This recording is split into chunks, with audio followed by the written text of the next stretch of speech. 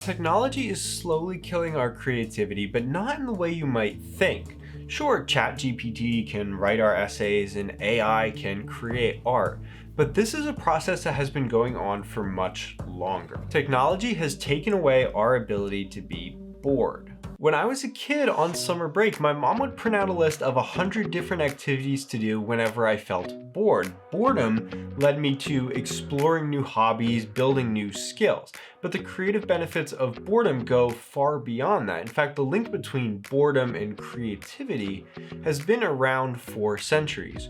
Great thinkers from Nietzsche to Socrates espouse the creative benefits of going on a walk, getting away from all of the distractions, all of the work, and just focusing only on their own thoughts. A 2014 study out of Stanford confirmed this with a walking group showing a 60% higher increase in creative output compared to the control group.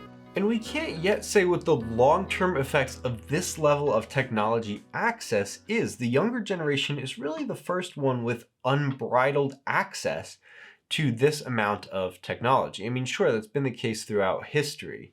You used to have to go to live events, but then music was brought into the home with the radio.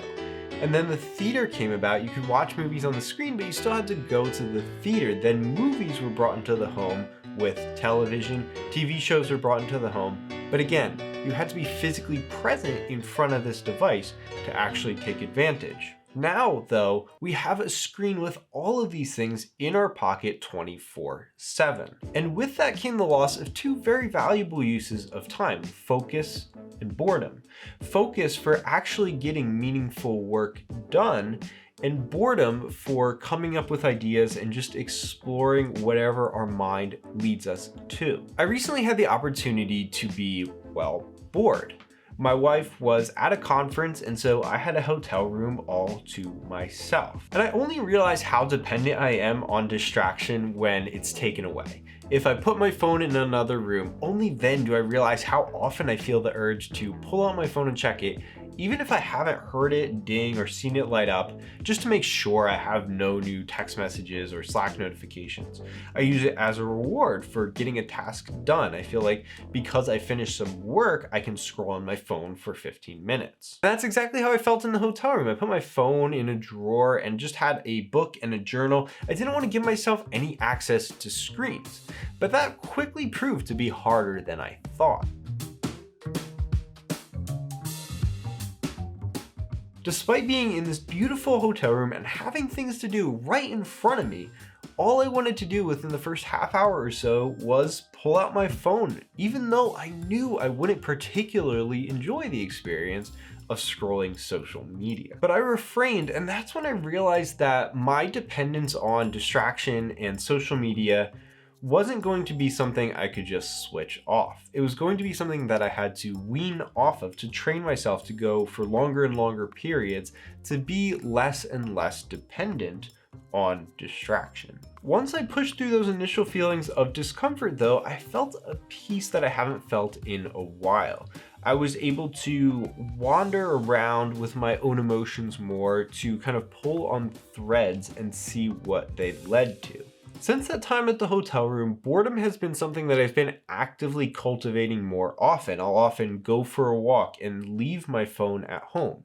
But I've also been putting my phone in a different room and single tasking, sitting down to do one task on my computer without a distraction in reach, or maybe read a book, again, without that distraction right next to me. And I feel so much more accomplished, and I know that I get much more meaningful work done.